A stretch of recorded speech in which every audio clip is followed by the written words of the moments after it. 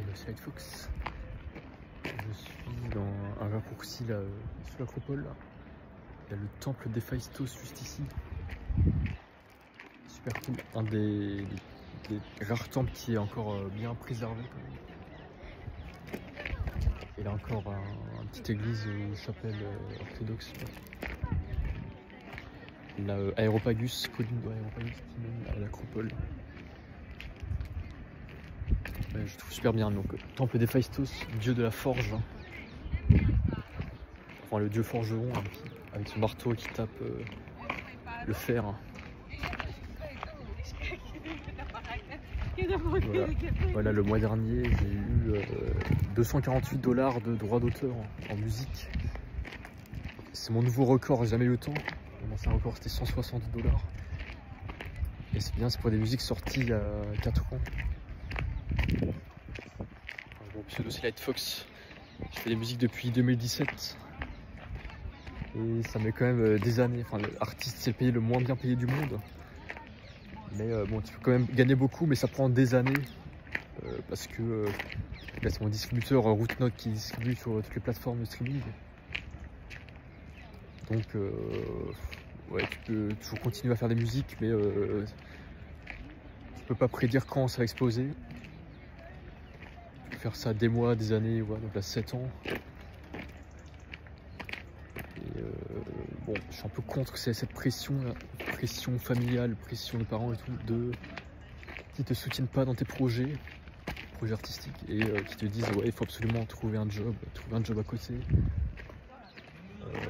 Alors que tu peux très bien rester temporairement par exemple chez tes parents, mais voilà, si tu as un projet perso ça prend juste un peu de temps.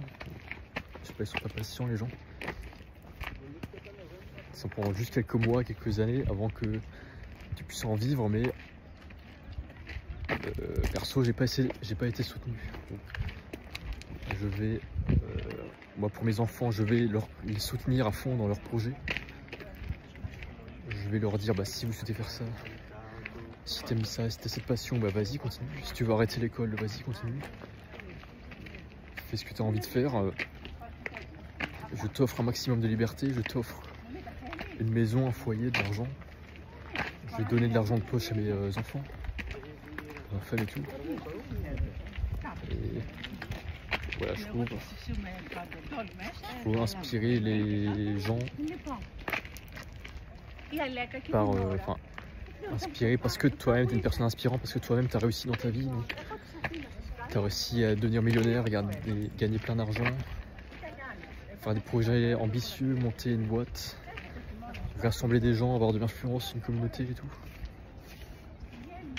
Voilà. Là on dirait qu'il y a encore des fouilles archéologiques. C'est nouveau ça je crois, ils viennent d'ouvrir ça. Il y a des ruines ici, je sais pas.